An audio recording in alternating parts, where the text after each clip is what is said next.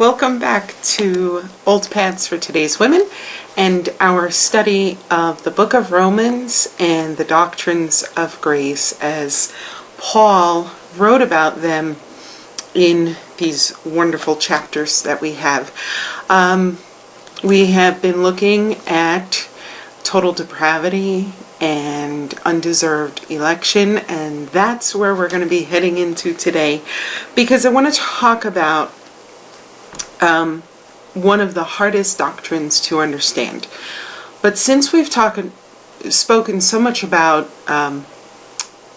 total depravity, if you understand the condition of humanity once Adam and Eve fell into sin, then you can understand why we need God to act first in the redemption of men and women and children. So I want to begin with Romans chapter 9. And in the book it begins with verse 15, but I want to back this up to verse 13. All right. Paul is talking about the choice of Jacob over Esau. And he says, as it is written, and he's referring back to Malachi, Jacob have I loved, and Esau have I hated. And it's Malachi 1, 2, and 3, chapter 1, verses 2 and 3. He says, Jacob have I loved, but Esau have I hated. What shall we say then? Is there injustice on God's part? By no means. For he says to Moses, I will have mercy on whom I will have mercy, and I will have compassion on whom I have compassion. So then it depends not on human will or exertion, but on God who has mercy. Now, those of you who are familiar with the teaching of God's sovereign election of totally depraved sinners often will hear the retort, that's not fair. So this chapter in this lesson is called That's Not Fair. But we need to look at, is it God's choice or is it your choice? The truth is this, that all the scriptures teach God's sovereign choice. God created Adam and Eve. He chose to create Adam.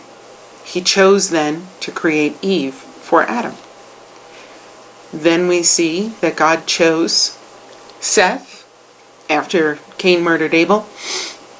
And he chose Seth. And it says specifically that when Seth comes around, then the people again begin to worship the Lord. So there's a choice there. He rejected Cain. He accepted Abel's sacrifice. He rejected Cain's sacrifice.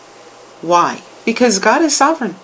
God has the right, more than we do, for absolute autonomous free will. Otherwise, he's not God. And we'll connect these as we go. But he chooses to be merciful to some, and the rest he leaves in their sins. This is a double doctrine. Okay, we have predestination and election. God has predetermined or predestined everything. Within that everything, which includes everyone, there are some whom God has chosen to be merciful to. Because we live in a democratic society, we struggle with the fact that God is sovereign, that mankind is not. The whole concept of free will really came to the head in discussions between Pelagius and St. Augustine.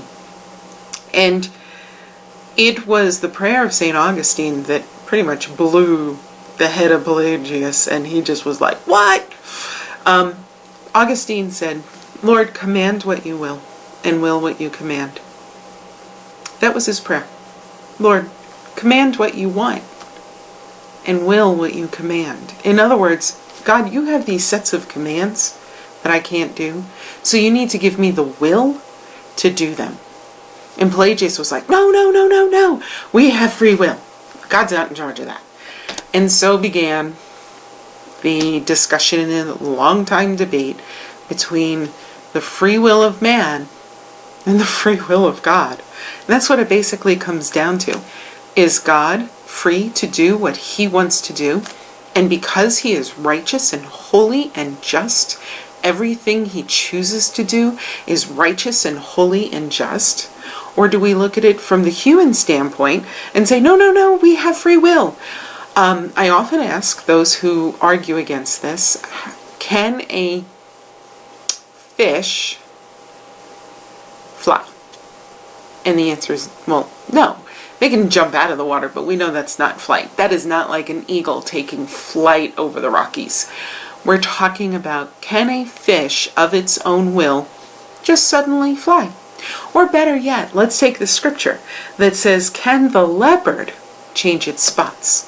And the answer is no. The nature of the beast is the nature of the beast. And for humans, our nature is sinful.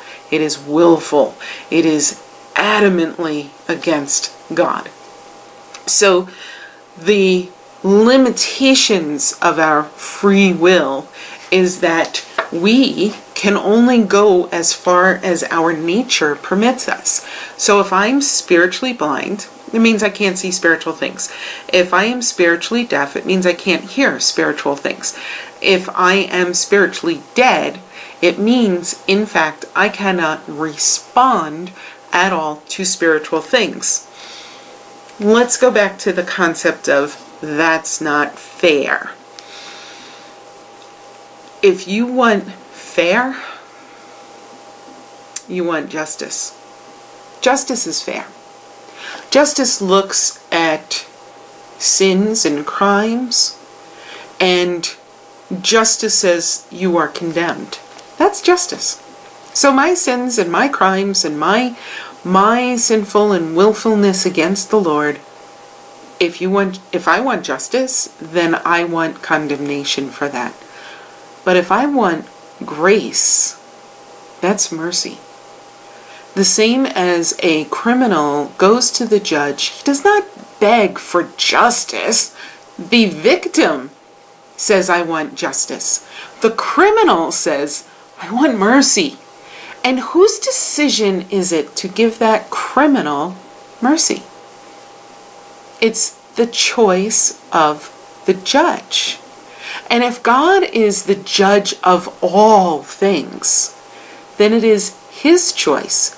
If we give it to a human judge, the privilege to be merciful or to just deal out the justice deserved, because justice is deserved, mercy is not. Mercy is grace. Mercy is unearned kindness, undeserved kindness, which is why this whole series is called Undeserved. The only part of the doctrines of grace that we deserve is the total depravity that we have, that we are, okay?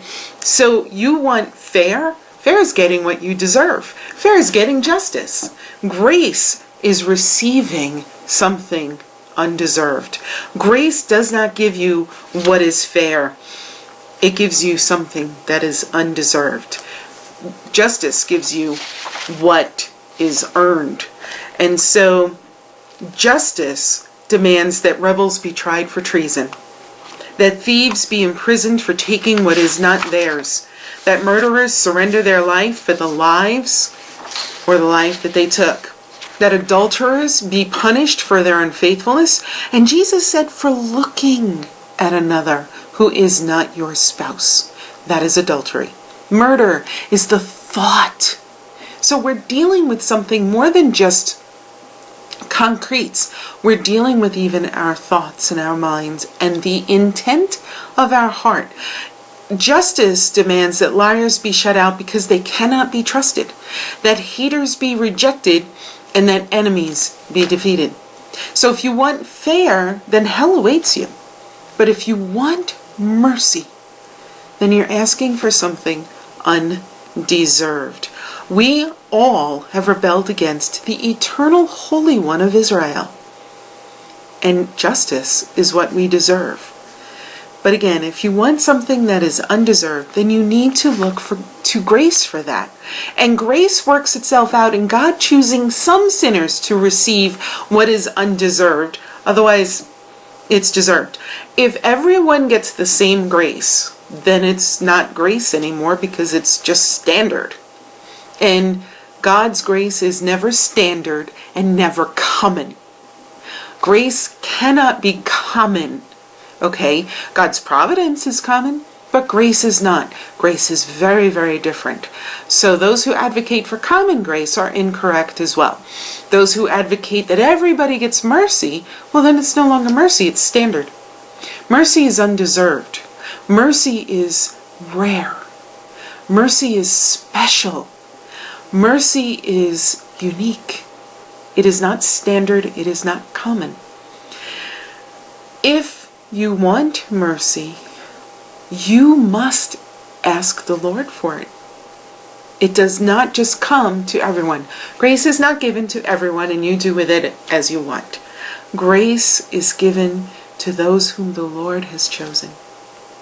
And it is by grace alone, through faith alone, that we have received this salvation through Jesus Christ alone.